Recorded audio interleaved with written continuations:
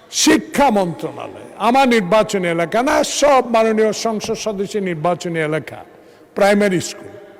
আমার এখানে 180টার উপরে প্রাইমারি স্কুল, 2টা উপজেলা। প্রাইমারি স্কুলের হেডমাস্টার নেই।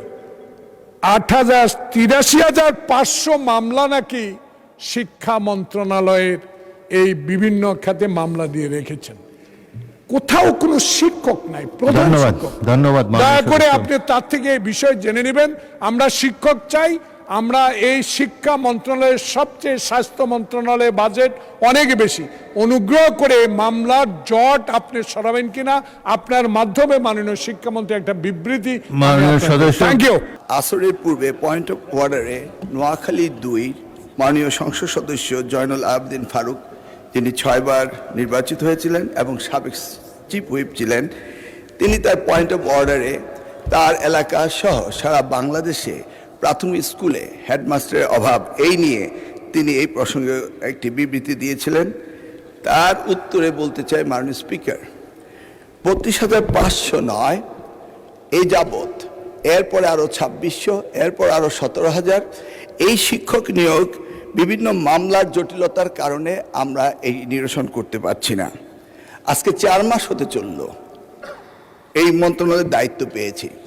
প্রথম সপ্তাহ থেকেই এই আদালত পাড়ায় এই মামলার জটিলতা নিরসনের জন্য চেষ্টা করেছি, কিন্তু জানি না এখন পর্যন্ত অ্যাপিলেট ডিভিশন থেকে কোনো কজ লিস্টে এগুলি আসছে না এবং সারা বাংলাদেশে এই শিক্ষকের অভাব সকলেই বলছে।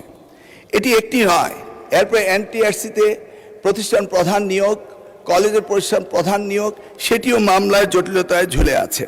সেখানেই শেষ নয়, প্রত্যেকটি প্রাথমিক স্কুলে আমাদের দপ্তরি কাম নাইট গার্ড, সেগুলিও মামলার কারণে ঝুলে আছে।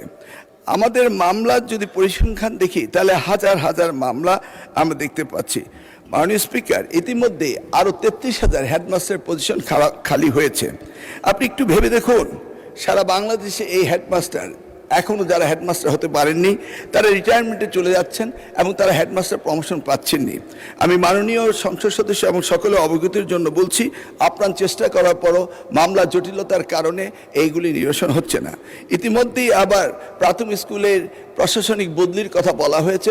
আমি মাননীয় সংসদ সদস্যদের জ্ঞাতসারে বলতে চাই, এগুলি উপজেলা এবং জেলা এবং বিভাগ পর্যায়ে পাঠিয়ে দেওয়া হয়েছে।